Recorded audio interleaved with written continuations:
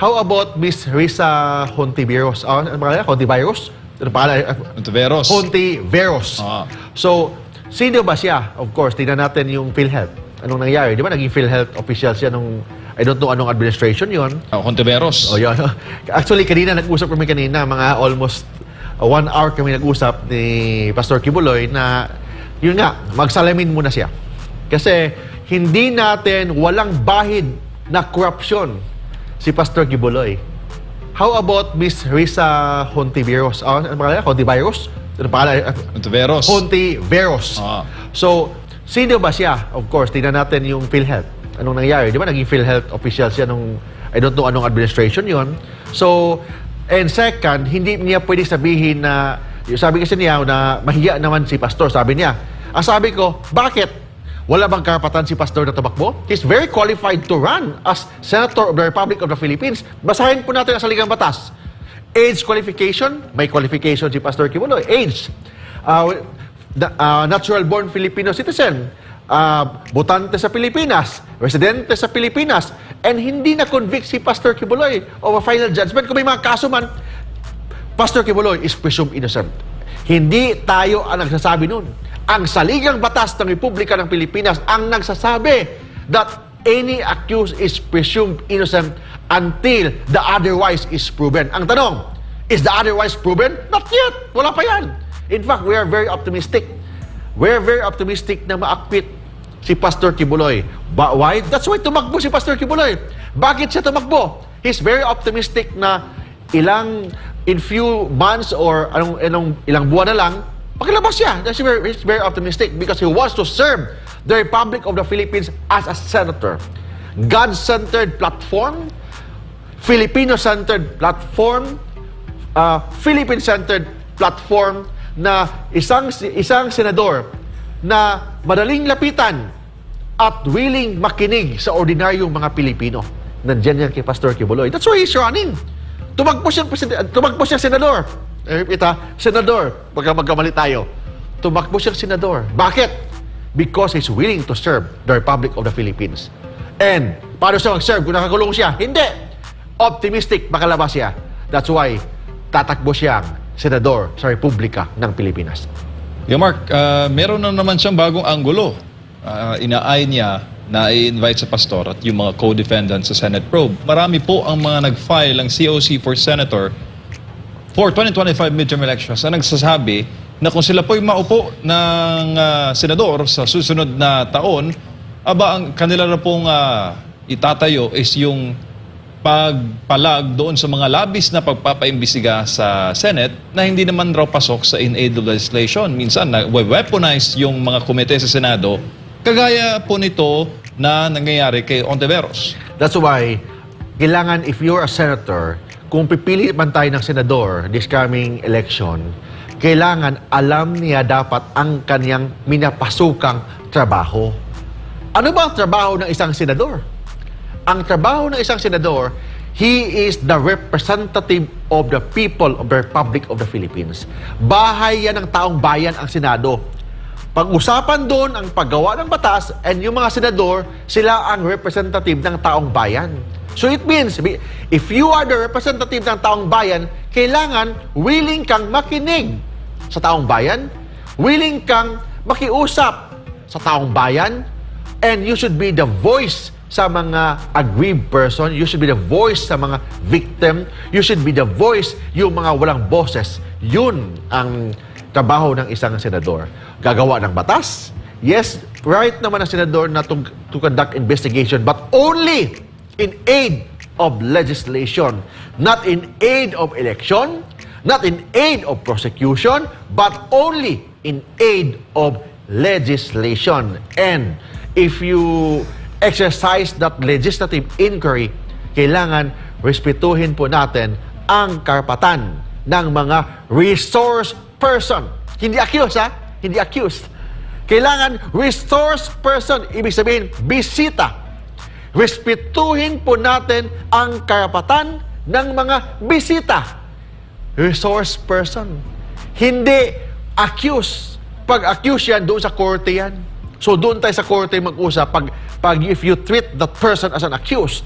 But in Congress or in Senate, you should treat them as your visitor, as a resource person. That's why nakalagay po sa ating saligang batas, kailangan respetuhin ang karapatan ng mga resource person, lalo na yung kanilang constitutional rights. Opo, constitutional rights per se, sir, na nakikita po ng taong bayan based po sa mga komento ngayon in real time na nalalabag dahil matindi po ang kumbaga bashing kay Pastor sa issue recently. Tapos meron na naman siyang hakbang para mas siraan pa sa Senate. Tapos live on national TV. Oh, yes. So, ano bang purpose niya? Ano ba batas? Ang purpose ba ni Miss Hontiveros is to make law? Ano bang batas ang gusto niyang baguhin? Ano ba yung legislative agenda niya? Yun ba talaga ang purpose niya? Gagawa ng batas? O sirain ang reputasyon ng isang pastor? So yun lang yun eh. So, trabaho ba ng isang senador na manira ng reputasyon ng isang tao? Nakalagay ba yan sa ating saligang batas na isa sa trabaho ng isang senador? O ang trabaho ng isang senador ay gagawa ng batas? So I'm asking Senator Hontiveros, ano ba ang batas na gagawin mo? Bakit mo ipatawag si pastor? May batas ba? Or baka gusto mo lang kasi gusto kang magpapogi, magpaganda kasi you are the campaign manager of the other group. Then you're using that seat or yung Senado for your political agenda. We do not know. And hindi yan right ng isang senador. Hindi yan power or obligation ng isang senador. Because the power and the obligation of a senator is to make laws. Kasi they are the representative of the people of the Philippines.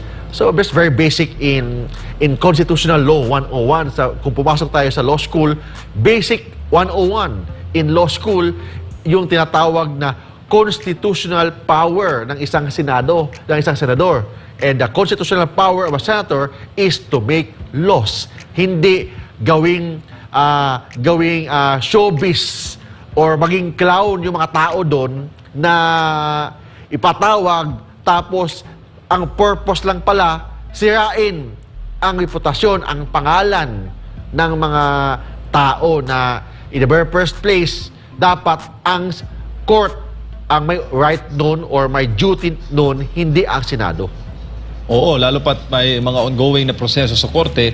Tsaka lalabag ba yan, Mark, sa sub judice? Yes, tama. First, if you are already accused, the Sub case, judice rule.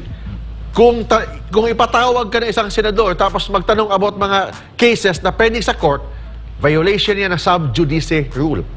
Kasi sub judice rule, dapat ang Senado hindi dapat pangunahan ang resolution or yung decision ng court. Hindi dapat pangunahan yung tinatawag na equal protection or yung tinatawag na separation of power.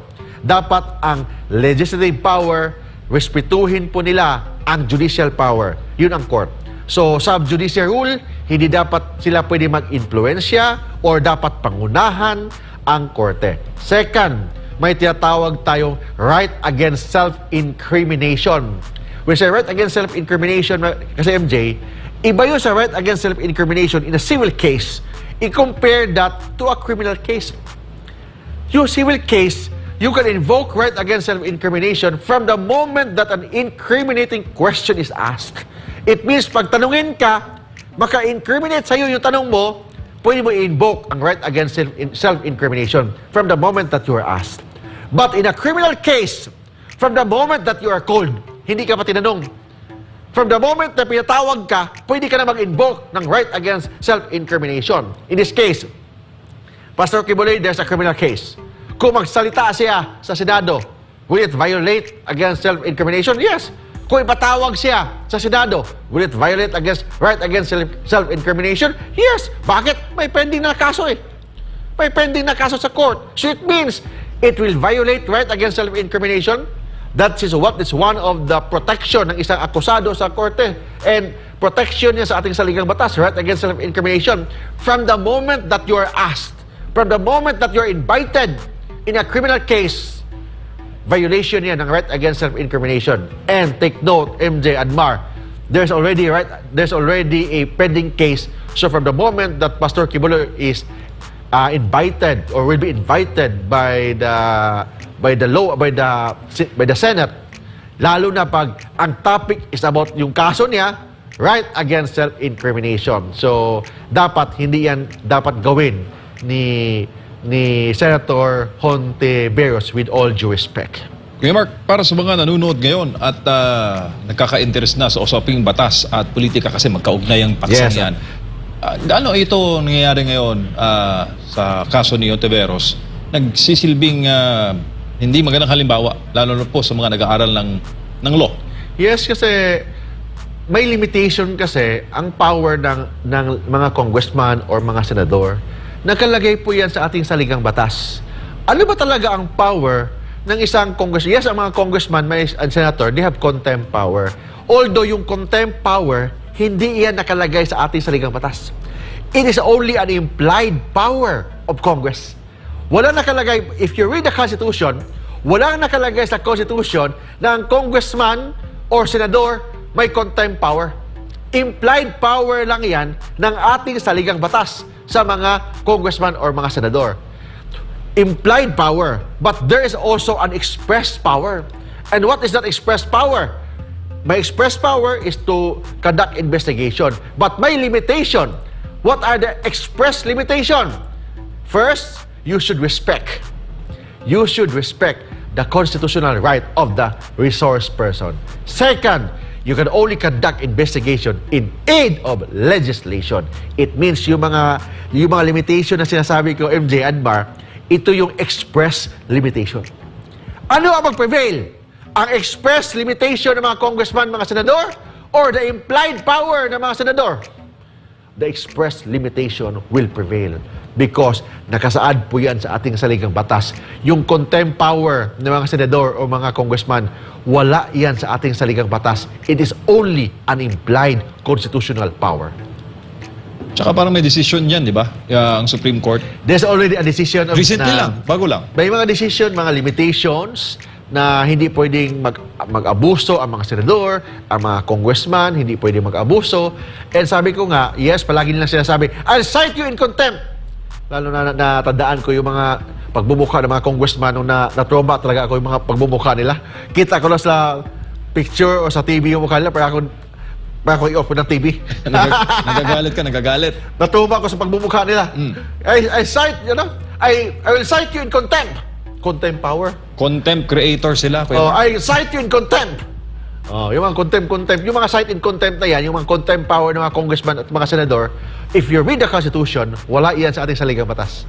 It is only an implied power ng mga congressman at mga senador. Ang pero may express limitation, and the express limitation will prevail over the implied power. And what is that express limitation? The congressman or the senator can only conduct investigation in aid of legislation, not in aid of prosecution or not in aid of election. And respect the power or respect the constitutional rights of all resource person. Hindi sila akusado. Resource person po sila. Therefore, dapat respetuhin po sila. Ang akusado nga, dapat nga respetuhin. How much more ang resource person? Bisita ang resource person. Paano mo i-treat yung mga bisita mo? Paano mo papunta sa bahay mo? Diba? Bigyan mong kape. O, dito ka, kain tayo. It means you should be hospitable, you should be friendly. Hindi yung pagsalita ka parang dinidiktahan ka. Kung ayaw mo sa sagot, I cite you in contempt. Kung gusto mo sa sagot, okay. It means kayo na sumagot kung ayaw mo sa sagot niya. Diba? So, kailangan natin may limitation talaga yung tinatawag na constitutional rights ng isang senador, and in relation, this should be balanced with the constitutional rights ng mga resource person. Attorney Mark, di ba ang icon ng hustisya isang babae na nakapiring tapos may hawak-hawak na timbangan at hindi si Risa Hontiveros? Tama. It means, ano ibig sabihin yung timbangan? Bakit babae? Di ba? Bakit babae? Bakit hindi lalaki? Ha? O, sige, Oh. bakit ganun kayo, Mark? Ano? First, I don't know. Bakit babae?